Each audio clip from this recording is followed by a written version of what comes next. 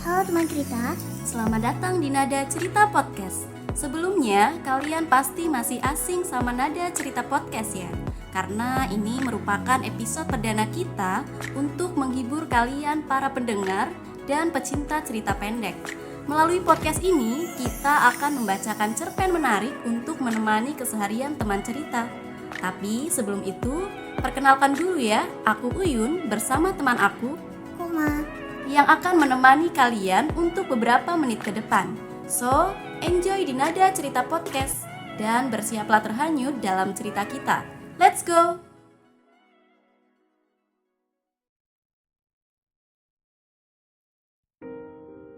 Belimbing Wulu oleh Via Layanfa.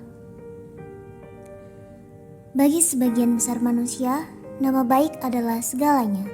Hingga banyak orang yang berusaha dengan keras untuk mempertahankan nama baik dan merasa hancur jika seseorang merendahkannya. Apa jangan-jangan memang manusia harus seperti itu? Karena aku sama sekali tidak peduli dengan penilaian manusia. Jika bukan karena uang atau kepentingan lain, aku tidak ingin terlalu ambil pusing dalam mengupayakan citra baik di depan manusia. Karena aku sangat sadar, hal yang paling penting bukan citranya, tapi apa yang dilakukan sehingga citra itu akan muncul dengan sendirinya. Mereka akan menilai bagaimana kita tanpa kita perlu berlelah-lelah menggunakan topeng. Tidak ada orang yang lebih rumit untuk dihadapi melebihi rumitnya orang yang suka menebar fitnah dan kebohongan. Biasanya ibu bisa sabar dan mendiamkannya. Toh, kalau sudah siang, air akan kering sendiri karena terik matahari. Tapi kali ini, mungkin mood ibu sedang tidak baik. Senengane nyindir-nyindir, kue godhong blimbing gal dina mari omahe nyong ben nyong ora apa-apa kah? Tiba-tiba ada jawaban dari tembok sebelah dengan nada tidak kalah keras. Jujur, aku paling tidak suka situasi seperti ini. Wong ngontrak kue nitipna awak sing bener, dudu malah nandur celah kaya kiye. Godhong-godhong, wong godhong paling tiba siji loro tok pe geger. Ibuku juga teriak dari balik tembok. Sementara aku masih terdiam dan mengamati air sabun dan daun belimbing wulu yang menjadi penyebab keributan. Godhong blimbinge sampean kue luwih jijeni, ditegur bae sih nang apa? Lah kok malah ngatur-ngatur nyong? Pan ngumbahi buang banyu nang dindia karepe nyong lah. Emang nyong njaluk mangan sampean? Jawab tetanggaku yang sampai detik ini pun masih belum ku ketahui namanya. Akhirnya ku tarik ibu masuk ke dalam. Mulut ibu terlihat sudah gatal ingin menjawab. Beliau juga sedikit merajuk saat aku ajak masuk. Aku wae sing ngomong. Ucapku singkat. Ibu sudah akan marah saat aku mengajaknya masuk. Karena jika dibiarkan, keadaan akan semakin rumit. Ibuku adalah tipikal wanita yang sangat mudah terbakar dan tersinggung. Daripada situasi menjadi semakin ramai, lebih baik aku mengamankan beliau dengan membawanya masuk ke dalam dan menggantikan posisi beliau untuk berdebat dengan tetanggaku ini. Daun-daun setiap pagi banyak berserakan di depan rumah aja aku diem kok. Setiap hari sampai capek nyapunya. Ini cuman air cucian aja sampai nyindir-nyindir. Dijeni. Omelnya semakin keras. Masalahnya kemarin sampai ada tukang becak yang jatuh kepleset, Mbak. Aku tidak mengatakan tentang baju dan sarung bapak yang basah karena dia pasti tidak mau mengerti. Atau hal itu yang memang dia inginkan. Lucunya, kita berdua ribut tanpa saling tatap karena terhalang tembok teras. Aku tidak bisa menangkap ekspresinya, begitupun sebaliknya. Ya kalau memang gak boleh nyiram air, ngomong dong sini yang sopan. Jangan nyindir-nyindir gak jelas. Ucapnya membuatku bingung. Ya juga ya, kenapa tidak bicara secara langsung? Pasti tidak perlu ribut seperti ini. Tapi bagaimana lagi, perdebatan sudah terlanjur terjadi. Untung tetanggaku yang lain jaraknya jauh karena sebagian di komplek ini orang kantor semua. Jadi tidak ada yang menonton talk show anfaedah ini. Membuang air cucian setiap hari di depan rumah tetangga kan emang gak sopan, Mbak.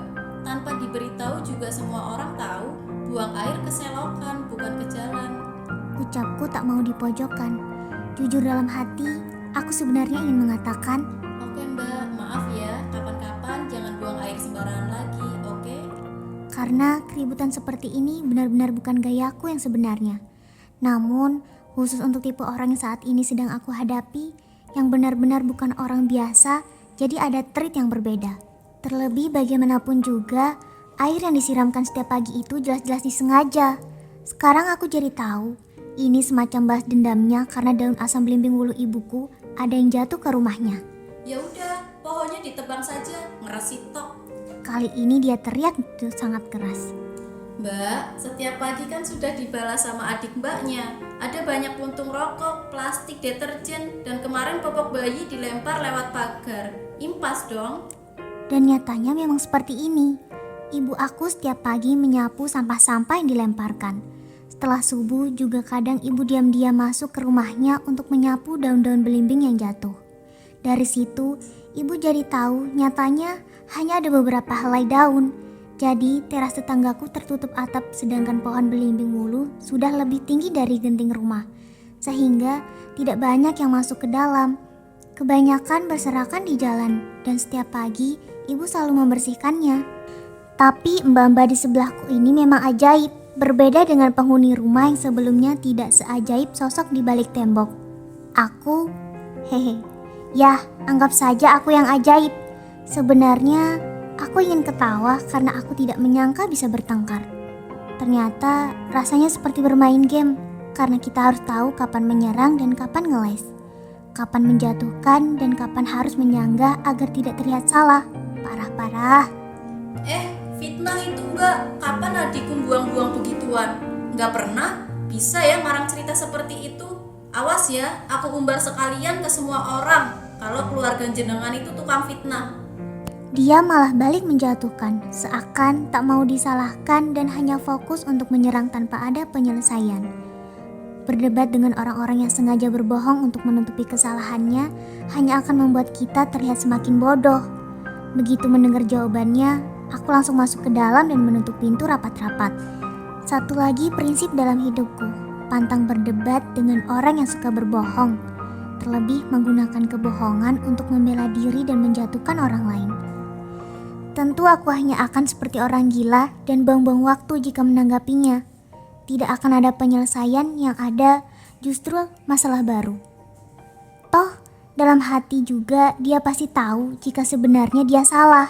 Meski dia tidak mengakui, menurutku itu sudah cukup. Alih-alih menyanggah jika melihat sudut pandang lain, jawabannya adalah semacam perlindungan diri. Karena ia merasa terancam. Itu tandanya ia sangat sadar bahwa apa yang dilakukan itu salah, tapi tak mau disalahkan. Pokoknya, ini adalah kali pertama dan kali terakhir aku ribut dengan orang sebelah. Dari dalam rumah, aku masih mendengar omelnya yang semakin keras sembari mencuci baju di teras. Setelah beristighfar 3 kali, aku menemui ibuku yang sedang memotong sayur untuk dibuat sayur lodeh. Wajahnya sudah tidak merah lagi, namun masih cemberut. Bu, kalau mbaknya bikin ulah, nyiram-nyiram air lagi mending gak usah diurusin. Ribet. Ucapku. Lawang becek, Nov. Kemarin bapak mau Jumatan sampai ganti sarung karena kena air cucian. Jelas ibu marah dong, wong dia sengaja gitu buat ganggu orang. Ungkap ibu. Iya sih, ya wis lah, pokoknya Miki yang wis ngomong. Berubah syukur, ora berubah ya wis. Ya bu. Aku hanya malas ribut dengannya di lain waktu. Belimbing wulu bu, mbaknya minta ditebang. Tebang aja tak bu, daripada ribut. Ucapku lagi, aku lebih suka mengalah daripada ribut setiap hari. Gak boleh. Banyak ibu-ibu yang minta buat nyayur asem. Bunganya juga bisa buat obat batuk. Banyak manfaatnya. Pokoknya gak boleh ditebang. Enak aja. Siapa dia? Uang cuman kontrak kok ngatur-ngatur. Ungkap ibu. Tapi ngomelnya bu, yang gak kuat. Keluhku. Gak usah didengerin, orang kontrak kok banyak tingkah. Yang punya aja gak sejahat dia kok. Ibu masih kukuh untuk tetap mempertahankan pohon belimbing wulu. Soalnya dia ngancem bu, mau jelek-jelekin keluarga kita ke semua tetangga di komplek. Sambungku. Wis biasane, ra kaget. Sudah dari awal dia pindah ke sini, dia jelek-jelekin ibu ke semua ibu komplek. Ibu aja nggak tahu kenapa dia bisa sebenci itu sama keluarga kita. Kemarin ibu juga dengar dia bilang kalau kamu perawan ora payu. Ungkap ibu. Aku heran saja, perasaan aku nggak pernah ada salah apa-apa. Bahkan ngobrol aja nggak pernah. kok bisa aku dibicarakan? Tapi ya, aku juga nggak terlalu ambil pusing, bodo amat. Ngerti Kak Dingdi, Bu? Tanyaku penasaran. Ibu-ibu komplek belakang banyak yang ngadu ke ibu. Padahal yang diceritain itu kebanyakan bohong dan fitnah. Herannya kok ada aja ibu-ibu yang percaya. Nah, itu artinya sikapku untuk tidak meneruskan perdebatan tadi benar dong. Dia mengatakan orang lain fitnah, padahal dia sendiri yang fitnah. Berurusan dengan orang yang tidak takut dosa itu hanya menjadikan kita frustasi. Lebih baik diabaikan dan fokus pada hal yang lebih penting. Terus kalau dia beneran keliling komplek buat jelek-jelekin ibu, gimana? Aku masih penasaran dengan tanggapan ibu. Ya pan pora, palingan juga ibu-ibu udah blenger dilaporin hal-hal yang gak karuan gitu. Jawab ibu sambil mengangkat panci sayur ke atas kompor. Aku duduk di sebelah jendela, menghadap langsung pohon belimbing wuluh dengan bunga-bunga merah keunguan. Ada buah-buah yang sudah bergerombol, tapi ukurannya masih kecil. Kadang jika sedang radang atau batuk, aku suka mencampurkan irisan belimbing wuluh atau bunganya, gula batu dan air panas. Rasanya manis, segar, dan memang mampu meredakan radang. Vitamin C-nya yang tinggi juga membuat daya tahan tubuh bisa kembali pulih. Itu kenapa ibu-ibu sering meminta bunganya untuk meredakan batuk pada anak. Kadang Bude juga meminta daunnya, tapi aku lupa untuk apa. Yang aku tahu, sebenarnya pohon belimbing wuluh depan rumahku ini memang akan ditebang. Tapi nanti, jika Bapak sudah punya cukup uang untuk membuat ruangan baru dan melebarkan genting teras. Meski ibu pasti akan sedih, karena daripada teras atau ruangan, ibu lebih suka halaman rumah digunakan untuk menanam pohon. Aku terserah, yang penting jangan ribut. Aku paling benci keributan. Ngomong-ngomong, sudah 3 hari ini tidak ada lagi air cucian yang dibuang di depan rumah. Ternyata talk show kemarin membuahkan hasil. Tapi aku juga khawatir tentang apa efek sampingnya. Apa hal yang akan dilakukan tetangga sebelah untuk membayar sikap baiknya ini? Aku gak terima, masa semua ibu-ibu di kompleks sinis dan ngatain ibu suka bertengkar, jahat sama tetangga, maling dan ahli fitnah. Ungkap ibu. Ia langsung duduk di lantai dengan 2 kantong belanjaan di tangan kanannya. Tomat dan terong menggelinding di lantai. Aku kaget dan heran melihat ibu dengan air mata di pipinya. Siapa yang bilang gitu, Bu? Tanyaku sambil beranjak dari jendela kamar. Tadi ibu belanja, semua ibu-ibu menyalahkan ibu. Katanya ibu suka nyiram air cucian ke jalan, jahat sama tetangga. Waktu ibu bilang itu bohong, mereka nggak ada yang percaya. Lebih percaya sama tetangga sebelah yang jelas-jelas fitnah. Air mata ibu mengalir. Sabar, Bu.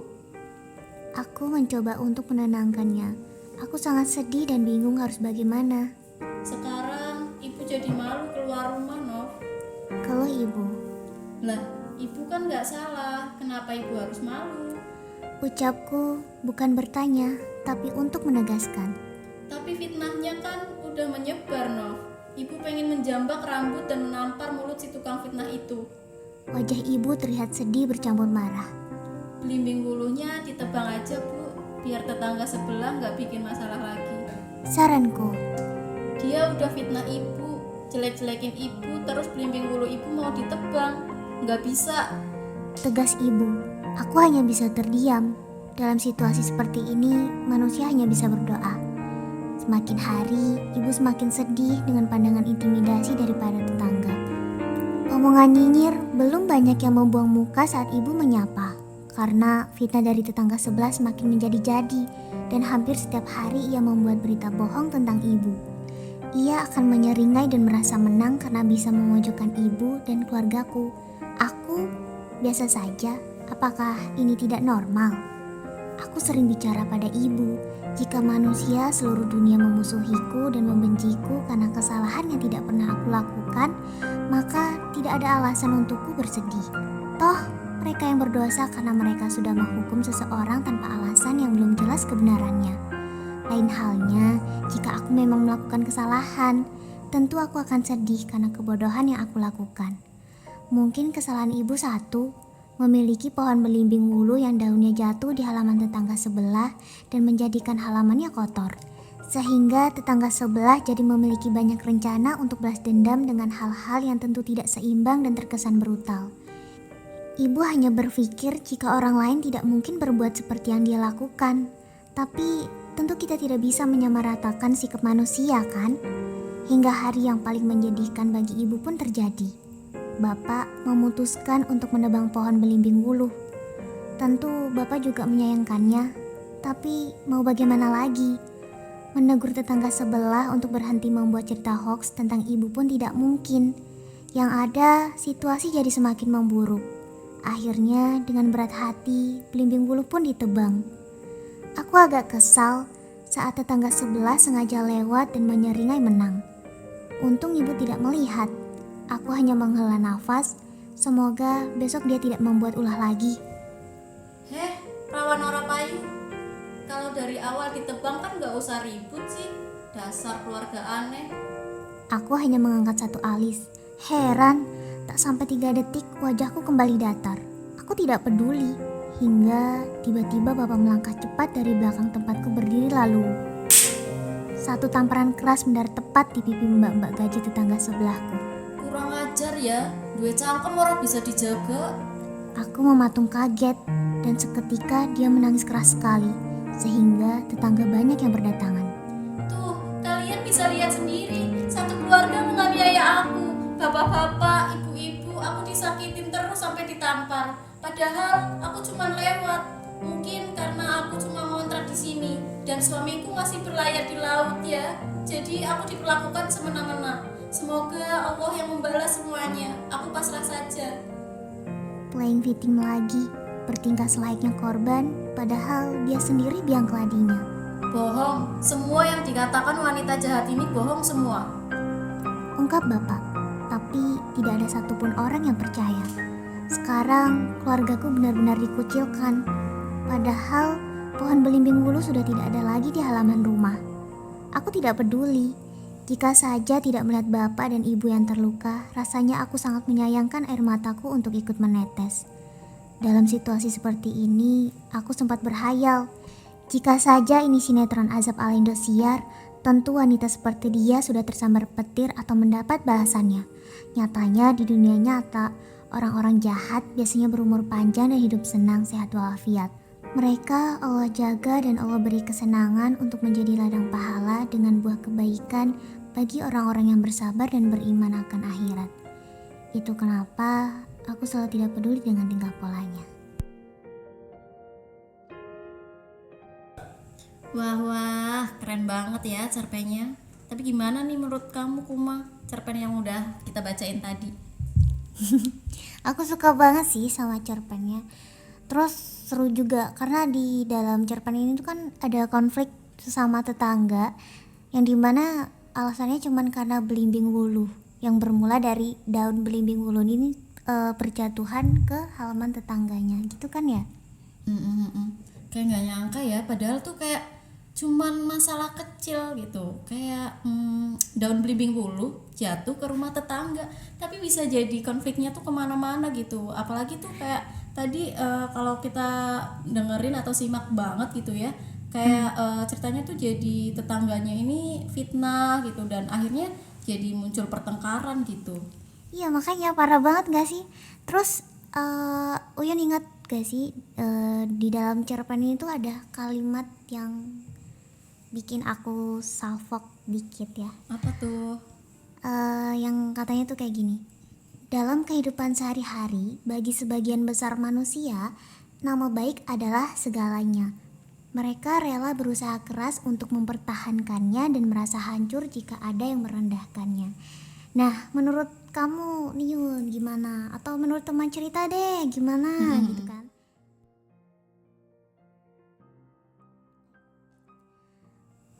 Apakah kita harus selalu bersikap demikian? Atau apakah kita harus terlalu ambil pusing dengan penilaian orang lain?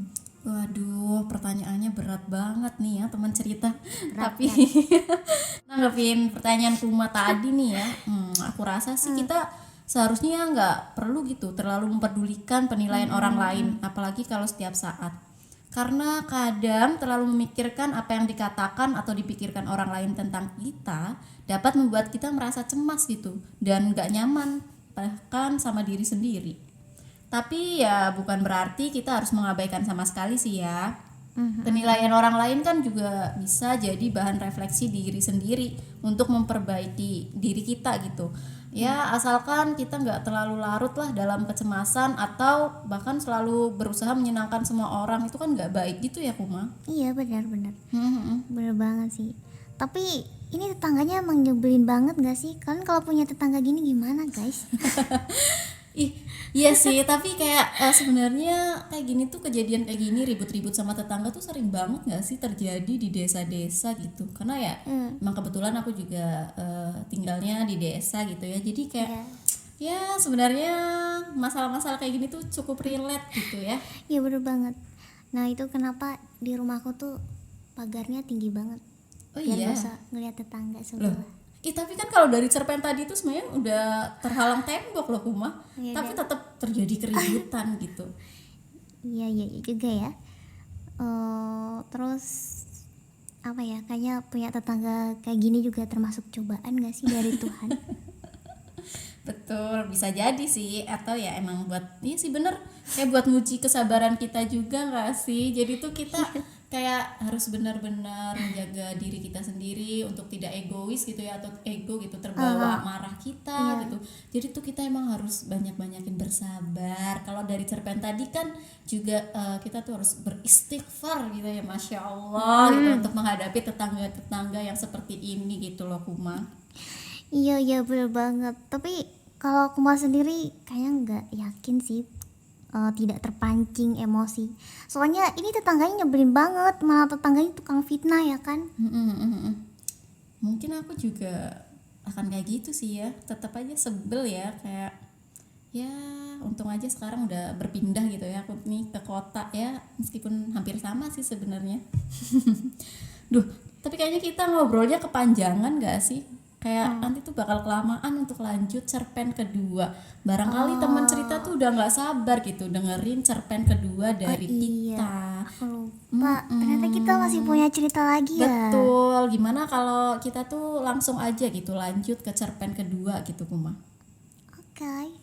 Oke, kita lanjut ya teman cerita. Let's go.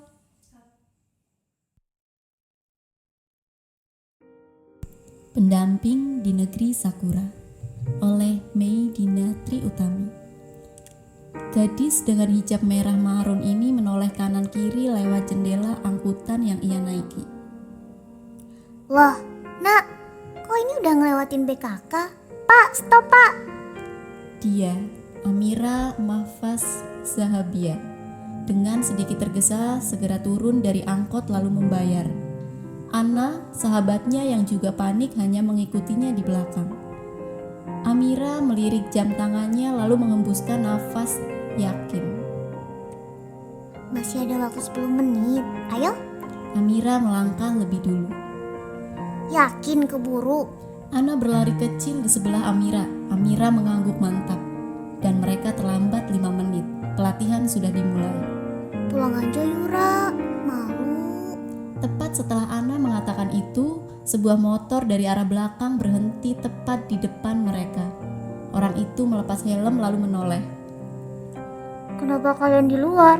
Emang gak dibolehin masuk? Ana seperti terhipnotis dengan suara bariton pemuda itu. Adem banget suaranya. Celutupnya tanpa sadar.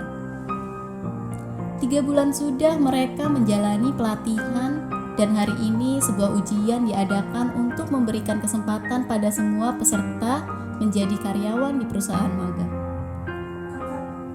Di karyawan di perusahaan Jepang. Via WhatsApp. Via telepon. Halo nak, buruan siap-siap. Jangan sampai kita telat. Aku tunggu di halte kayak biasa. Kalau jam 7 belum datang, aku tinggal. Iya. Dasar Anabel. Omel Amira pelan. Ia segera bersiap dan bergegas pergi ke halte yang berada tak jauh dari rumahnya. Seperti biasa, ia menunggu angkot yang dinaiki Ana. Semua berjalan seperti biasanya. Syukurlah tak ada hambatan seperti saat hari pertama ia berangkat pelatihan. Masih sepi, Ra? Ucap Ana saat mereka memasuki sebuah gedung yang digunakan untuk ujian. Kita sholat duha dulu yuk, Nak. Aku lagi dapet, gak perlu diantar kan? Iya, aku bisa sendiri kok. Amira berjalan ke samping aula mencari musola. Sebuah ruangan kecil yang berada di samping tangga. Tak ada penerangan di dalam. Ada beberapa sajadah yang tergelar di dalamnya. Setelah yakin bahwa itu sebuah musola, Amira pun melepas sepatu dan berjalan masuk. Assalamualaikum. Ucapnya sendiri. Waalaikumsalam. Waalaikumsalam. Dan sebuah jawaban dari seseorang yang duduk di belakang pintu bagian dalam membuat Amira terlonjak kecil. Loh, bukankah pemuda itu yang membuat Ana terpesona di hari pertama pelatihan? Permisi. Amira melangkah masuk, meletakkan tas di samping etalase kecil tempat mukena. Ia sedikit bersikap acuh namun tetap sopan. Pemuda itu hanya mengangguk dan kembali menunduk, fokus pada sebuah buku yang terangkai huruf-huruf Jepang di dalamnya. Amira melangkah keluar untuk mengambil air wudhu yang berada di lorong kecil samping musola. Lalu, ia segera melaksanakan sholat. Setelah menyelesaikan sholatnya, Amira segera keluar. Namun ia sempatkan untuk menoleh. Saya duluan, Mas. Oh iya, silahkan. Ponsel Amira berdering saat ia sedang menuliskan keinginan-keinginannya di sebuah notebook. Amira segera mengangkat teleponnya. Terdengar suara salam dari seberang. Kedua pipi Amira mengembang, matanya berbinar setelah mendengar pernyataan dari sang penelepon.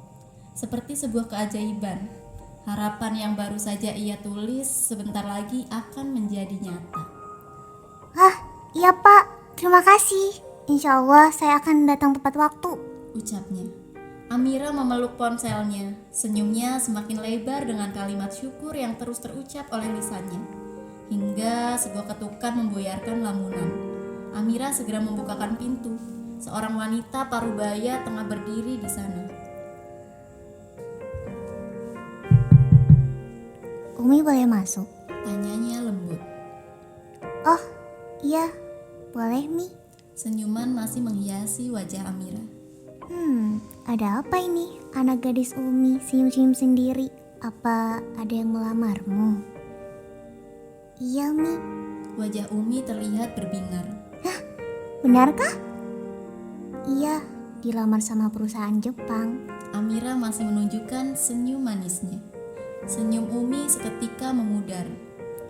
Lalu dilamar sama ikhwannya kapan? Umi. Amira berucap lirih. Amira, Umi tahu bekerja di perusahaan luar negeri adalah salah satu keinginanmu. Tapi sayang, kamu juga harus tahu batasan seorang muslimah. Seorang muslimah tidak diperkenankan berpergian jauh jika tidak ditemani oleh mahramnya. Umi hanya takut jika kamu melanggar syariat, akan ada bahaya yang mengancammu di luar sana. Jadi, Amira harus menolak tawaran nih. Umi tersenyum. Sepertinya tidak perlu, karena Umi sudah siapkan calon untukmu. Tatapan keterkejutan terpancar jelas di manik coklatnya, tepat saat Uminya mengatakan hal itu. Dia dijodohkan. Kenapa pemuda yang tak sengaja bertemu dengannya di hari pertama pelatihan harus ia temui lagi kemarin? Davin, Khalif, atau Faris? Tiada yang tahu bahwa Amira pun sama seperti Ana, yang terpesona dengan pemuda itu. Ia sangat berharap Davinlah yang akan mendampinginya saat ia berada di negeri Sakura. Tapi hari ini, seorang pemuda yang bahkan tak Amira kenal akan datang untuk melamarnya. Amira tahu, pilihan orang tuanya adalah yang terbaik. Tapi hatinya tak bisa menampik bahwa Davinlah yang membuatnya tertarik. Amira, ayo turun. Dia sudah datang. Amira sedikit terkejut dengan suara Umi yang tiba-tiba terdengar. Dengan sedikit linglung, ia mengikuti langkah sang Umi. Di sofa ruang tamu, tengah duduk dua orang pemuda yang usianya tak jauh berbeda, sedang mengobrol dengan Abi Amira. Amira membelalakan matanya saat ia menyadari bahwa ia mengenali salah satu di antara dua pemuda itu. Dia, Davin. Ini Putri Abi. Ucap Abi Amira saat Amira duduk di samping uminya, berseberangan dengan kedua pemuda itu. Kedua pemuda di hadapannya menatap Amira tenang. Pemuda yang tak ia kenali hanya menatapnya sekilas lalu menunduk. Sementara Davin melemparkan senyum juga tatapan teduh. Nah, karena Amira sudah ada di sini, jadi bisa diutarakan sekarang apa tujuan kalian datang kemari. Ucap Abi.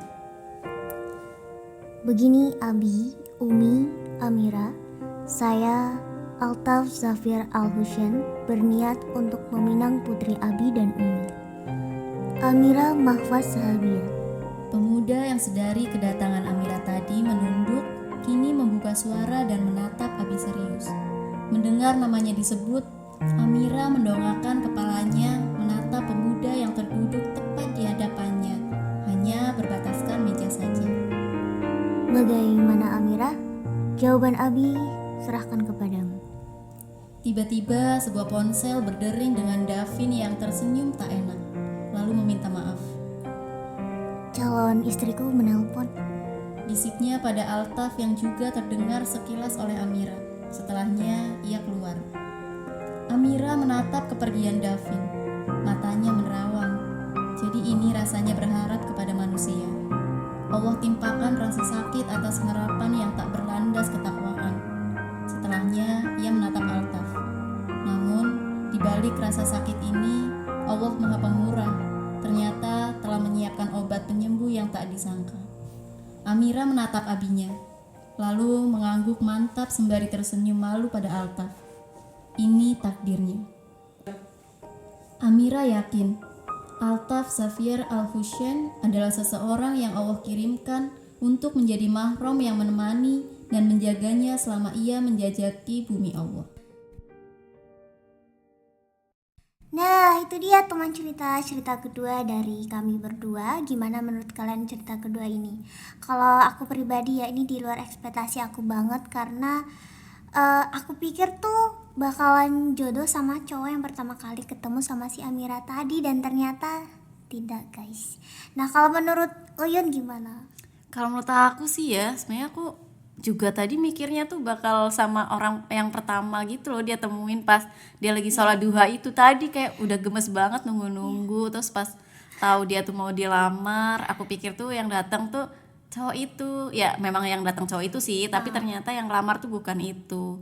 Makanya ternyata tuh kita seharusnya jangan terlalu berekspektasi tinggi gitu sama manusia gitu, teman cerita dan Kuma ya tentunya, karena aku di sini lagi sama Kuma yang secara langsung gitu ya, kita lagi ngobrol gitu. Jadi itu kita seharusnya jangan terlalu berekspektasi gitu loh sama pikiran-pikiran atau harapan kita, Kuma, karena kadang yang terjadi di kenyataan itu jauh gitu dari apa yang kita harapkan, kayak gitu sih. Nah, buat teman cerita nih, apakah ada di antara kalian atau Uyun sendiri yang pernah di posisi si Amira ini? Gimana ya jawabnya, kayak cukup deep ya. Tapi sebenarnya aku pribadi nih ya, teman cerita dan Kuma tentunya, sebenarnya aku tuh pernah ada di posisi Amira gitu, kayak menyukai seseorang gitu dalam diam ya. Terus kayak udah doain, tapi yang datang tuh malah orang lain gitu ya. Itu tadi yang aku bilang, kayak emang kita jangan terlalu berharap gitu ya, atau maksa Tuhan gitu untuk aku maunya sama dia nih gitu ya. Siapa tahu yang datang malah orang lain yang lebih sering doain kita kali, nggak tahu kan. Iya benar. Atau jangan-jangan ini cerita kamu sendiri nih Uyun? Loh. Enggak sih kayaknya ya, soalnya penulisnya bukan aku sih kan, kebetulan sih ya. Tapi aku rasa ini bukan tentang aku sih ya, tapi nggak tahu juga, mungkin kapan-kapan kita bisa undang penulisnya langsung ya untuk ngobrol-ngobrol sama kita gitu tentang isi cerpennya ini, apakah ini tuh dari kisah nyata atau memang fiksi aja gitu. Karena kayaknya sih ini mungkin akan banyak relate ya sebenarnya sama orang-orang gitu, teman cerita. Mungkin kalau kalian ada yang relate bisa nih komen-komen ya kan. Gimana sih kisah kamu, apakah sama itu sama yang dialami Amira gitu. Betul sekali. Nah ya, gimana kalau kita kapan-kapan tuh ngundang si penulis cerpen ini supaya kita bisa ngomong langsung, kenapa sih ini Amira gak dijodohin sama cowok yang pertama kali dia lihat tadi. Lulu, kita apa kamu nih? Atau teman cerita juga nih. Oh iya, siapa nih yang sama gregetan gitu kayak Kuma ya, kayak pengennya tuh sama si Amira ini sama cowok yang pertama kali bikin dia kesemsem. Ya tapi mungkin ada alasan sendiri gitu ya. Karena yang kayak tadi kisahku memang di real life-nya itu tuh biasanya emang ya kayak di cerita ini gitu endingnya, nggak mungkin sesuai sama yang kita mau gitu, kecuali kita sendiri yang nulis ceritanya gitu ya, pengen happy ending gitu ya kan. Nah mungkin nih Kuma pernah nggak sih nulis cerpen gitu atau yang serupa kayak gitu, terus kita ciptain sendiri kisah kita di dalam cerpen itu tuh yang baik-baik, yang bahagia-bahagia aja gitu. Ya pernah sih, karena kan siapa sih yang tidak mau happy ending ya kan teman cerita.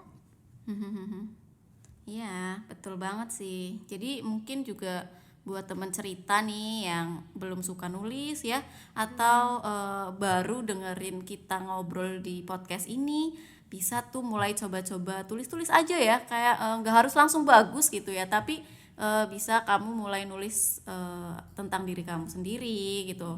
Terus tentang keinginan kamu, terus juga tentang tokoh yang kamu pikirkan gitu ya. Jadi kayak kita tuh bisa menciptakan dunia kita sendiri gitu di dalam cerita pendek kayak gitu. Iya kan Kuma? Betul sekali, apalagi yang suka nonton drakor-drakor tuh kan jadi bisa termotivasi dari drakor-drakor tersebut. Oh, jadi referensi gitu Ya ya. betul sekali. Menarik.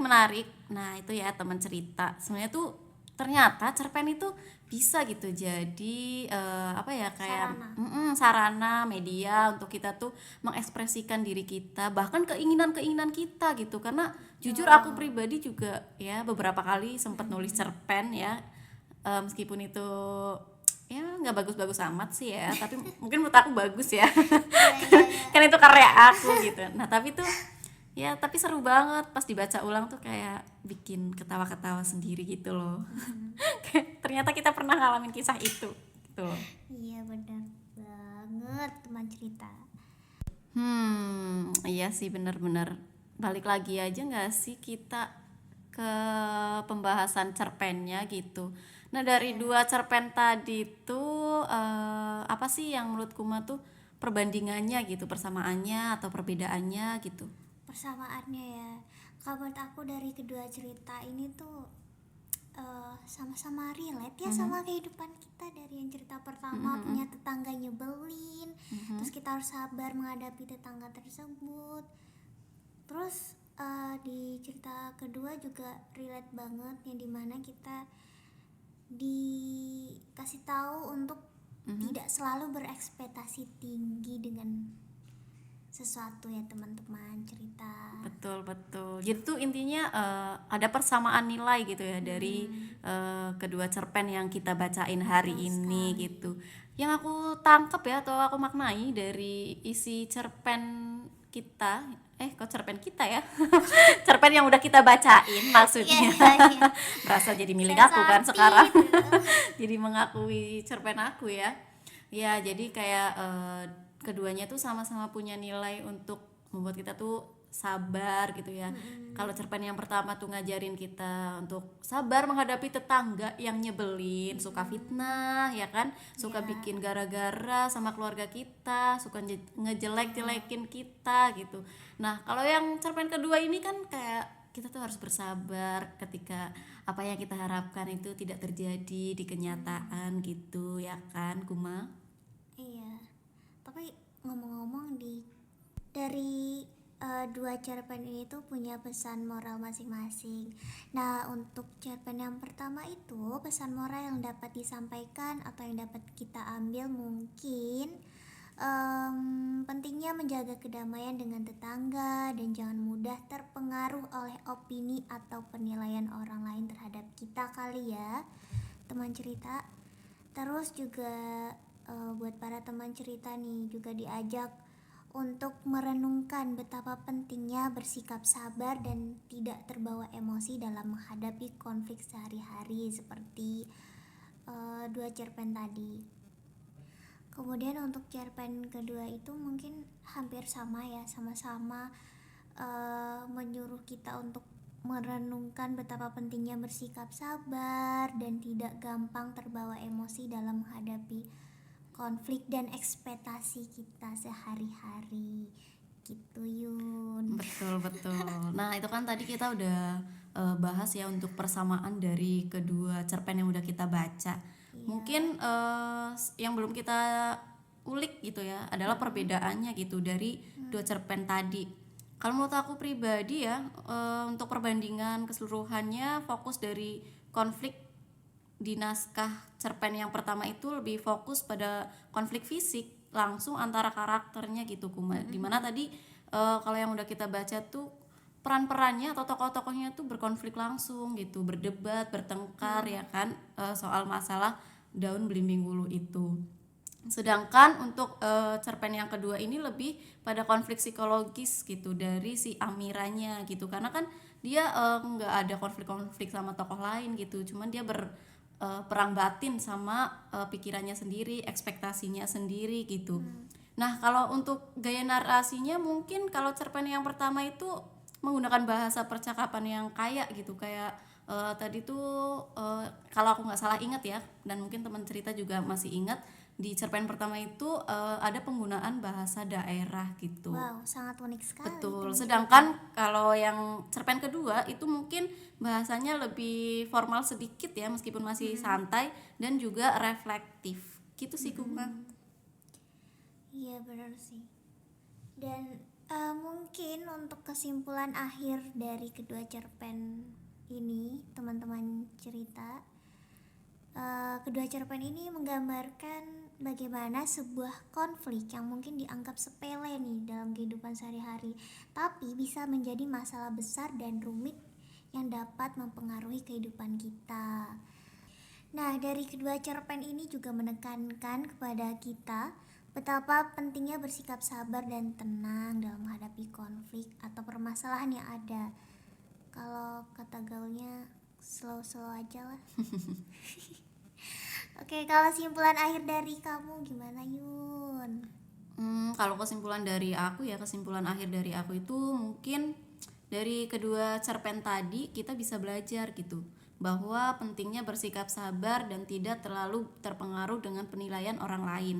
Meskipun menjaga nama baik itu penting ya teman cerita, tetapi tidak selalu harus kita ambil pusing gitu dengan segala hal yang dikatakan oleh orang lain tentang diri kita.